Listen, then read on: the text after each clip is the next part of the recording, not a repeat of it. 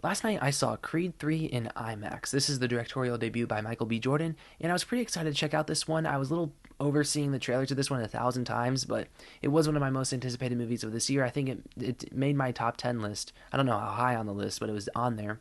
This is the first film in the Rocky franchise where Sylvester Stallone is not in the film, and so I know there's a lot of conversation and drama around that. I did my research into that, and I'm just not going to say anything because I have my opinion, and I am just going to not say it because I don't want to. Creed 3, like I said, directed by Michael B. Jordan. I was excited to see what he can do behind the camera. I know he said he took some anime inspiration, and I'm not a big anime guy. I've seen one anime film, so it's not like I'm a diehard anime guy. Now that I've seen the movie, I will say if I feel like you will feel like it's anime if you've watched a lot of anime, because there's a lot of things here that I thought to myself, that's cool looking, and I really like that. It's good directing, it's a nice sense of style, and then the people I saw it with were like, yeah, that was the anime in it. And I was like, really? If you're going into this and you, like, let's say you don't like anime or the style of anime, I didn't necessarily see it, but I don't watch much anime, so that's just my take on that. But how was the movie as a whole? It was pretty good. I really like this movie. This is probably, of the three Creed movies, my second favorite. I think the first one's a tad better, and I think this is a lot better than Creed 2, which I still like. I just think that one's very formulaic. And while this movie does have its issues on paper, there's a lot of redeeming qualities that just make me forgive the issues that this script has. The biggest issue this script has is that it follows the formula. You've seen this formula before. You know where it's going. You can probably put it together because the trailer did show a lot as well. What makes this movie work is Michael B. Jordan, in front of and behind the camera. He's the saving grace of this film,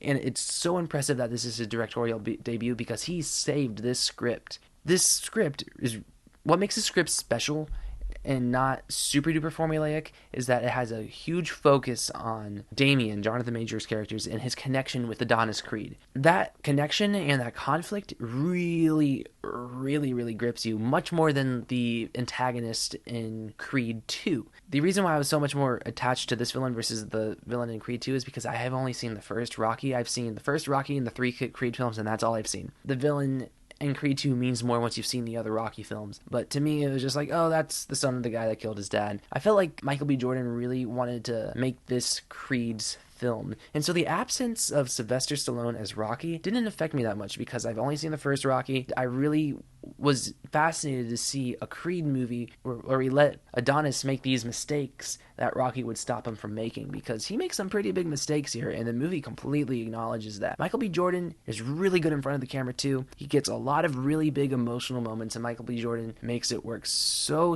well. This is, each time I watch a new Creed movie, I'm like, this is the best Michael B. Jordan has been. I think this is just the character he plays almost perfectly. He knows how to do it at this point. Like, this is up there with Killmonger, with one of his best roles. Jonathan Majors, oh my god, this guy is terrifying. I was like genuinely afraid of him whenever he was in the ring. It's not really every day where I watch a movie and I feel like afraid of a character and what that character can do, because most of the time these movies are a little predictable and you can tell where it's going. And yes, I knew where it was going up until the third act. Once you get to that final big fight, I didn't know what was going to happen. I had no idea who was going to win. I was like, I can see either one of them winning. I had no idea how it was going to happen. I was genuinely afraid of Jonathan Majors because, like, I don't know if it's because it's the first like boxing film I've seen in IMAX, but like the sound of his punches made you squeal and make you want to duck. There's this one scene in this movie, and it was the most reactive I've been in a movie in a while, where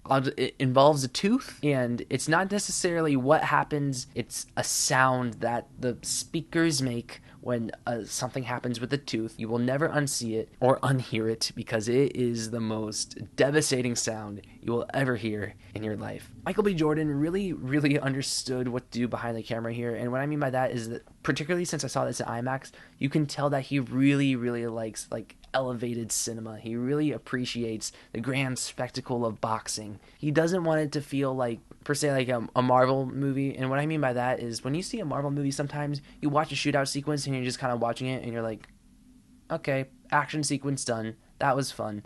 But like with Michael B. Jordan's style, he's very much, okay, it's about to happen. It's about to happen. Oh my god, we're in IMAX now.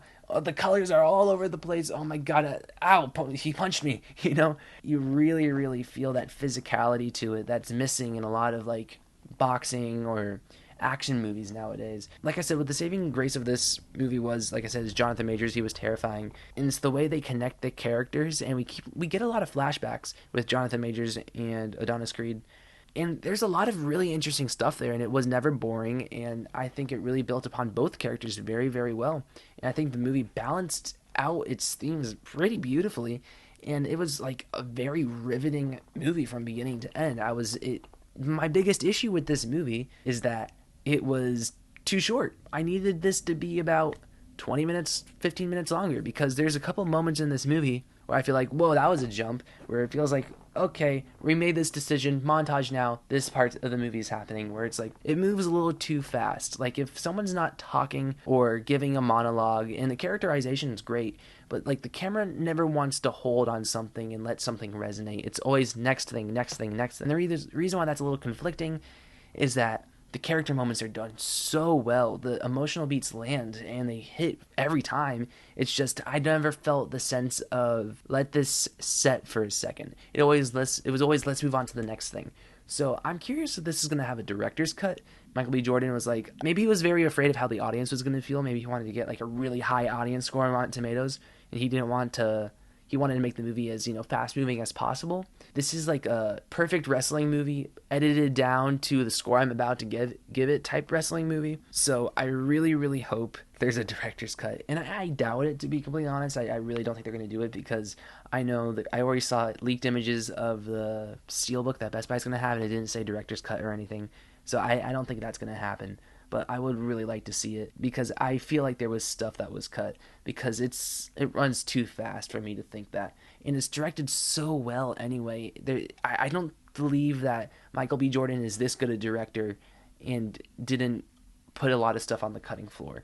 Speaking of his directing, this movie looks good. I love the visual aesthetic of this film. It's almost like that Christopher Nolan type sharpness that you want out of the IMAX format, and I really got that in this movie. And so visually, I was pleased throughout. The fight sequences, I was in it. It had me scared. It had me like pumped up. When I saw this movie, I had a hard time going to bed because it got out kind of late because it was a 7 o'clock showing, and I was like, I can't go to bed right now. I am too worked up from this film. This is the first movie of 2023 where I was like, this is a big winner. Really like this one. I know there's on my Letterboxd, I see a lot of 3 out of 5s, and I'm like, what is wrong with you guys? Like, yes, I know there's some like scripting and maybe some pacing issues, but cool cinematic experience to where it's small cliches that it has, it's forgiven because it's so well made, so enthralling. The character dynamics are so intriguing, and I was in love with the characters. Even Damien, you hate him, but I loved hating him, and I was terrified of him, but I loved being so scared of him. Jonathan Majors, he proved himself, because after Quantumania, I was like, I don't get it, but now I'm sitting here and I'm like, I get it. Jonathan Majors is great. I really like this movie. I'm gonna give it an 8.9 out of 10. Comment down below what you guys thought of Creed 3. This is the first movie